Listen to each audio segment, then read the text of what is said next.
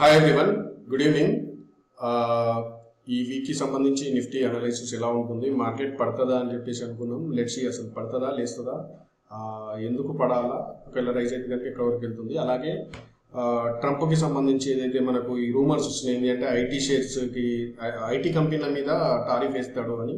So tariff వేస్తే నిజంగా మన ఐటీ షేర్స్ పడతాయా, ఒకవేళ రైజ్ అయితే కనుక ఎక్కడ ఎంట్రీ తీసుకోవాలి అనేది ఈరోజు డిస్కస్ చేద్దాం.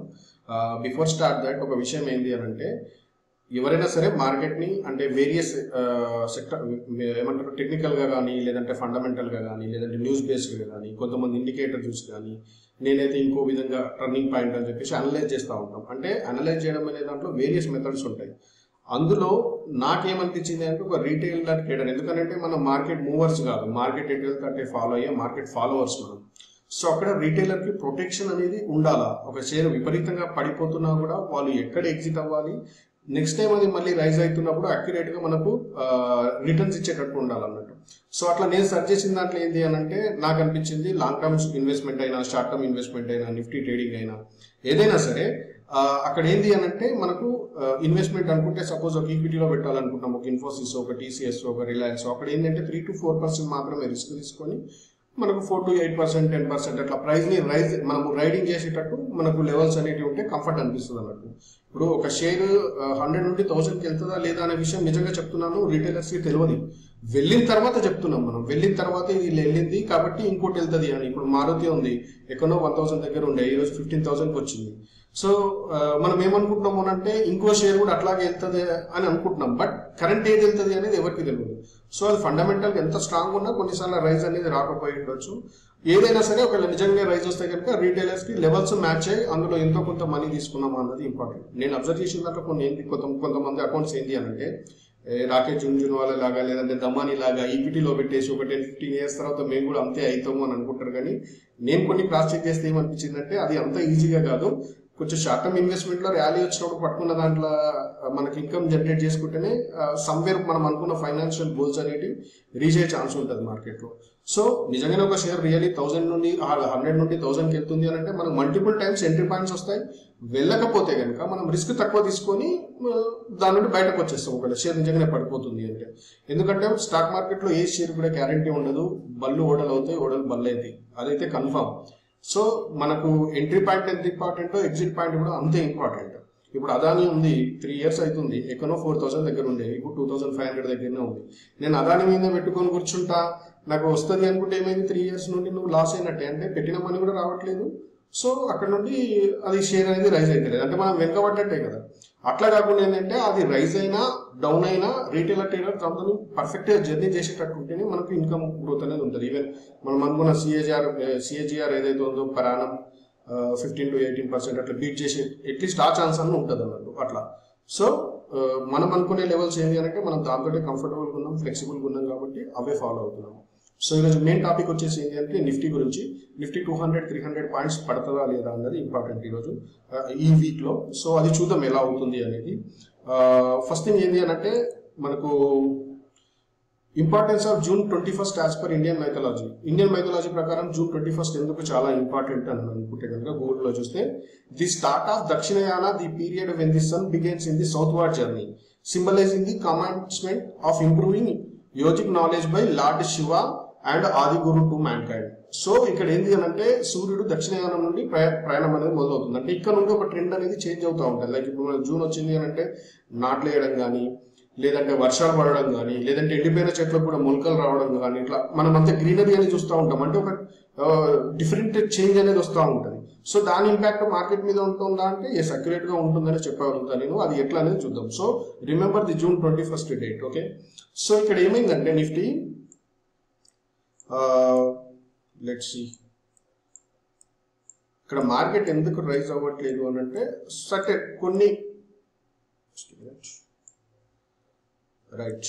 సో ఇక్కడ మనకు June 21st హాలిడే ఉండే మొన్న. సో ఈ మంత్ June 20 అనేది మనకు చాలా ఇంపార్టెంట్. సో ఈ June 20 హైలో అనేది చూసుకుందాం. ఇక్కడ ఇది హై అండ్ ఇది ఇక్కడ లో. ఓకే, ఇక్కడ ఏంది అని అంటే రైట్ ఈ గ్రీన్ కలర్ ఏదైతే ఉందో లైన్ దీనిపైన 25,114 అంటే అప్రాక్సిమేట్ అంత లేదు. June 21st హై వచ్చి 25,136 ఉంది, June 20th high. So market ఏమవుతుంది అంటే దీనిపైన వెళ్తే కనుక పైకి వెళ్తుంది. బట్ ఇక్కడ ఏమైంది అని అంటే కన్సల్టేట్ అయిన తర్వాత 2 times మార్కెట్ బ్రేక్ అయింది. ఈ రేంజ్ నుండి పైకి వెళ్ళలేదు. సో ఇక్కడనే రౌండప్ అవుతుంది. సో ఈ 25,136 మీద కనుక end of the day candle కనుక క్లోజ్ ఇవ్వకపోతే కనుక రేపు కానీ ఇంకెప్పుడైనా మళ్ళీ ఏంటి అని అంటే మార్కెట్ మళ్ళీ ఈ రేంజ్ వరకు వచ్చే ఛాన్స్ ఉంది. ఒకవేళ ఇది కూడా బ్రేక్ అయితే కనుక ఈసారి ఈ డబల్ బాటమ్ ఏదైతే ఉందో ఈ రేంజ్ ఎన్ని రోజులు అయితే ప్రొటెక్ట్ అవుతుందో ఇది కూడా బ్రేక్ అయ్యే ఛాన్స్ ఉంటుంది. సో మనకు ఎండ్ ఆఫ్ ది డే రేపు కనుక 25,136 పైన ప్రైస్ క్లోజ్ ఇవ్వకపోతే మళ్ళీ ఏంటంటే ఫర్దర్ స్మాల్ ఫాల్ అయ్యే ఛాన్స్ ఉంది నిఫ్టీ. ఓకేనా? సో ఇది పనిచేస్తుందా లేదంటే ఇప్పుడు చూసాం కదా, మనం ఒకసారి నెక్స్ట్ ఇయర్ వెళ్ళి చూద్దాం. June 21st ఏమైందో చూద్దాం. 2024కి వెళ్దాం. So this is the June 2024. June మనకు కావాల్సింది 21st, 20th June, 21st June, right. ఇక్కడ చూడండి 21st June ఇది లో అండ్ 21st June హై. ఈ candle price end of the day closing ఇవ్వలేదు. చూడండి కన్సల్టేట్ అయింది కానీ end of the day close ఇవ్వలేదు. అంటే మార్కెట్ కిందికి వెళ్ళట్లేదు అని అంటే మనం ఆ టైంలో షార్ట్స్ తీసుకోవద్దు. సో ఇక్కడ ఒకసారి క్లోజ్ ఇచ్చిన తర్వాత మంచి ర్యాలీ వచ్చింది. వితిన్ 3 days లోనే మనం తీసుకునే క్యాండిల్ హైలో ఎంత ఉంది? 23,667, 23,400. అంటే ఒక 250 పాయింట్స్ ఉంది. 250 పాయింట్స్ మనకి ఎంతవరకు వెళ్ళింది? హై 23,667 అయితే వితిన్ 3 days లో 24,174. ఆల్మోస్ట్ 300 to 400 పాయింట్ మూవ్ వచ్చిందా లేదా? ఇక్కడ పనిచేసింది. నెక్స్ట్ 2023కి వెళ్దాం. 23 June చూద్దాం. Right. So June 21st, 22nd June, 21st June ఇది. సో 21st June కింద కన్సాలిడేట్ అయినప్పుడు మంచి రిటర్న్ మార్కెట్ ఫాల్ అయింది.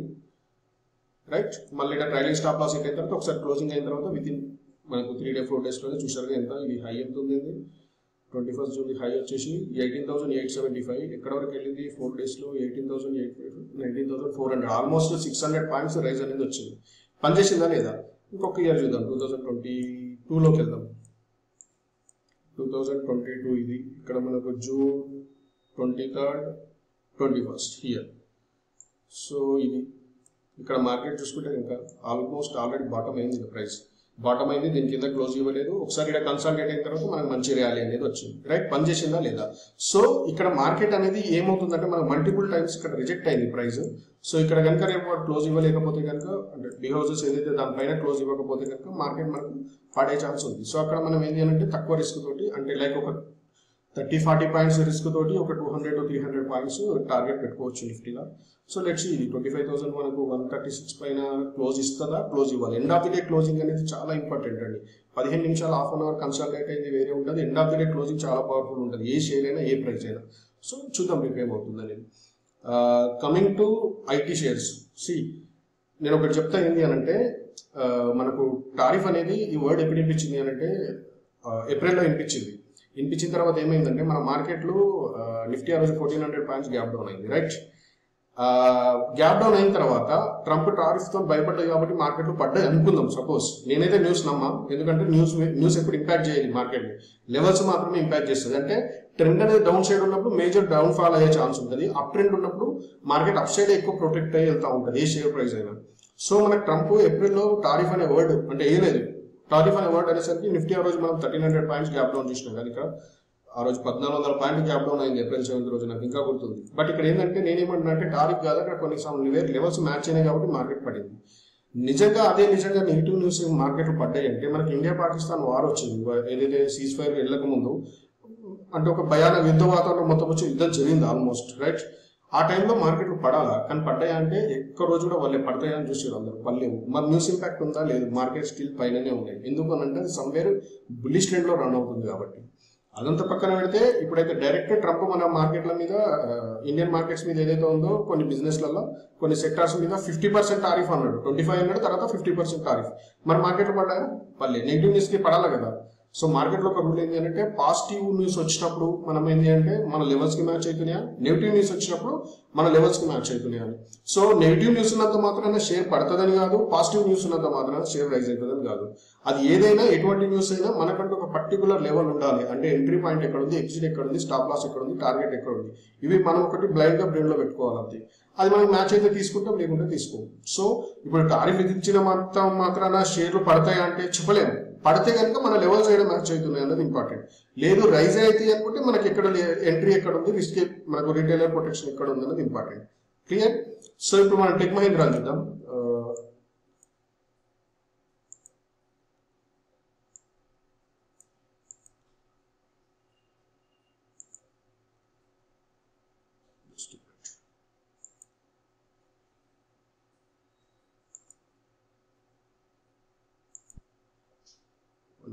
రైట్, టెక్ మహీంద్రా వచ్చేసి ఈ లెవెల్స్ ఇంపార్టెంట్ అండి. లెవెల్స్ అంటే ప్రతి దానికి ఒక మేజర్ మూవ్కి ఒక రీజన్ ఉంటుంది. ఆ రీజన్లో లెవెల్స్ ఇంపార్టెంట్. సో ఇప్పుడు టెక్ మహీంద్రా కంపెనీ చూసుకుంటే కనుక మనకు 1509 పైన బుల్స్ యాక్టివ్ అయ్యే ఛాన్స్ ఉంది. సో మార్కెట్ ఇక్కడనే ట్రేడ్ అవుతా ఉంది. లేదు 1482 కింద కనుక price end of the day closing ఇస్తే కనుక ఫర్దర్ పడే ఛాన్స్ ఉంది. సో 1509 to 1482 అంటే మనకి ఏంటంటే అప్రాక్సిమేట్లీ 2 to 3% రిస్క్ మాత్రమే ఉంది. రివార్డ్ మాత్రం మనం ఎవ్రీ 3 to 5% మనము రైట్ చేసుకుంటే వెళ్తే మనకు రిటర్న్స్ అనేవి కనిపిస్తాయి. సో రీటైలర్కి ఏంటి అంటే తక్కువ ఇన్వెస్ట్మెంట్, తక్కువ రిస్క్ ఉండాలా, ఎక్కువ రివార్డ్ ఉండాలా, లేదు 1:1, 1:2 రిస్క్ రివార్డ్ రేషియో ఖచ్చితంగా ఉండాలి. సో టెక్ మహీంద్రా ఏంటంటే బుల్ చేతిలో ఉంది. ఒకవేళ ప్రైస్ ఇక్కడ మనము ఇన్వెస్ట్మెంట్ తీసుకొచ్చంటే ఎస్ పాసిబిలిటీ ఉంది, టెక్ మహీంద్రా రైజ్ అయ్యే ఛాన్స్ ఉంది.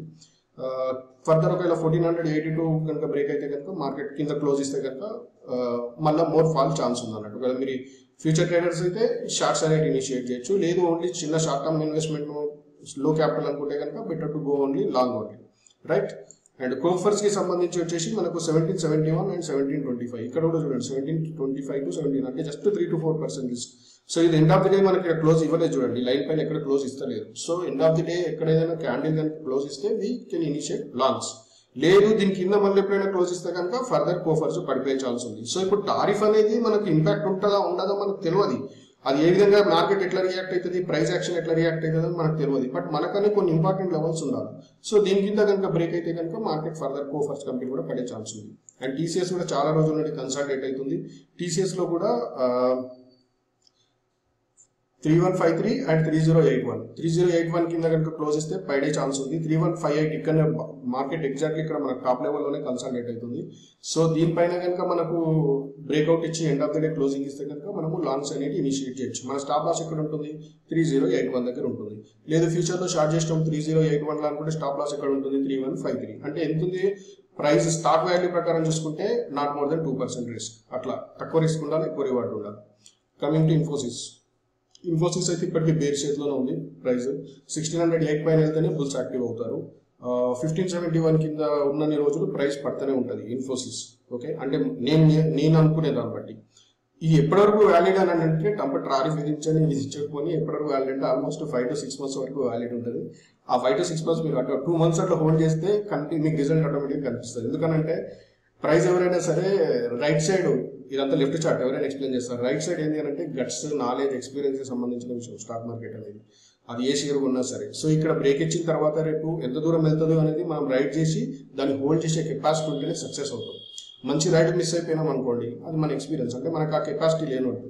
సో రైజ్ అవుతుంది కాబట్టి 2-3 months అంటే ఒక 1-2 months అట్లా చూడండి. ఈ రేంజ్ బ్రేక్ అయితే కనుక, లేదు ఇక్కడ కిందికి వచ్చినా అట్లా అదన్నట్టు. ఒక ఫ్యూచర్ ట్రేడర్స్ అయితే షార్ట్ సైడ్ ఇనిషియేట్ చేయడం. సో ఇంకా ఫర్దర్ వేరే కూడా ఐటీ కంపెనీస్ ఉండొచ్చు. బట్ ఇవి ఏంటంటే మేజర్ మనకి ఇన్ఫోసిస్ కానీ, టీసీఎస్, కోఫర్స్ కానీ, టెక్ మహీంద్రా ఇవి చాలా ఇంపార్టెంట్ కంపెనీలు కదా. సో అందులోనే వీటి గురించి అప్డేట్ చేశాను. లెవెల్ చూసుకోండి, టీసీఎస్ కానీ, కోఫర్స్ కానీ, టెక్ మహీంద్రా ఒకవేళ మీరు ఇన్వెస్ట్మెంట్ పర్పస్ అనుకుంటే కనుక. న్యూస్ బేస్డ్ అవసరం లేదు. పాజిటివ్ న్యూస్ అయినా నెగిటివ్ న్యూస్ అయినా నేను చెప్తున్నాను కదా. పాకిస్తాన్తో యుద్ధం వచ్చిన మార్కెట్లో పడలేవు. టారిఫ్ ఇచ్చినా కూడా మార్కెట్ 200 points కంటే ఎక్కువ గ్యాప్ డౌన్ కాలేదు నిఫ్టీ. సో మార్కెట్ ఒక విధంగా ప్రొటెక్ట్ అవుతుంది అన్నట్టు. సో న్యూస్ బేస్డ్ ఉండదు, లెవెల్స్ బేస్డ్ గానే ఉంటుంది. సో రేపు కనుక నిఫ్టీ ఇక్కడ కనుక క్లోజ్ ఇవ్వకపోతే కనుక దీనిపైన ఫర్దర్ ఫాల్ అయ్యే ఛాన్స్ ఉంది. ఒకవేళ పైన క్లోజ్ ఇస్తే కనుక ఎస్ డెఫినెట్లీ మళ్ళీ 200 to 300 points ర్యాలీ క్విక్ వచ్చేస్తుంది. సో ఈ వీక్ అయితే మనకు 200 to 300 points rally possible. Further ఏదైనా ఉన్నా కూడా మనము మళ్ళీ నెక్స్ట్ వీడియోలో డిస్కస్ చేద్దాం. ఓకే, థ్యాంక్ యూ అండి.